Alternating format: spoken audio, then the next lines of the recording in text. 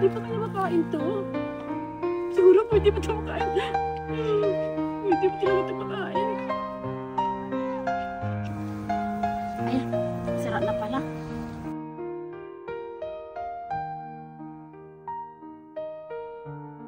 Mamaya, mayroon pang kakawang pagkain. O kaya manghihingi na lang ako.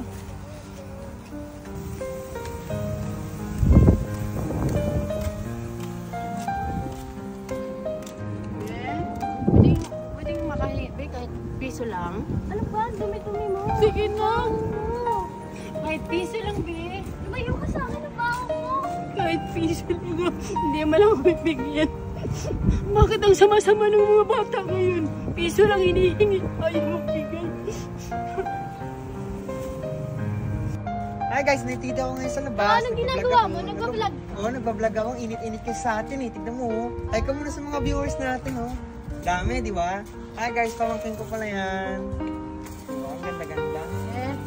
Pwede ba bang makakain ng pagkain? Wala kaming pagkain. Sino ka Oo, ba? yun yung nakasalubong. Kung ganyan lang sa daan. Saan mo nakasalubong yan? Ano, malapit Kahit yan. lang po. Wala kaming pagkain. Kahit Lumayo ka sa amin. Kahit piso lang po. Pulube, kawawa naman. Hindi mo isipan niyo po ang ginagawa yung pulube. Huwag ka lumapit dyan. Lumayo ka sa amin. Halika dito, Pulgo. Umalis na tayo. Ito pala yung realidad sa mundo ngayon. Hindi nila alam na nagpapanggap lang ako na pagabi. Walang-wala pa pala. Ganyan palang ginagawa nila.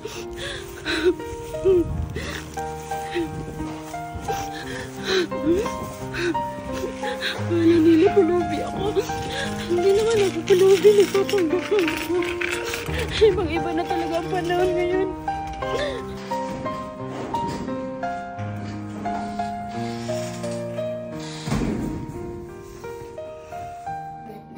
Dapat hindi niyo trinato ng ganun yung pulube. Oo nga, tito. Bakit na nabulihin yung pulube? Pasensya na mga pamangkin. Hindi ko kayo naturuan ng tamang asal. At tama ka nga rin Bulko na hindi dapat namin ganyan yung pulube. Sa susunod, kapag nakita tayo ng pulube, net-net, dapat tulungan natin at bigyan natin siya ng pagkain. Pasensya na, hindi na mauulit yung mga nagawa natin. Tito, punta natin. Halika, punta natin at humingi tayo ng patawad sa kanya sa mga kamaliyang nagawa natin.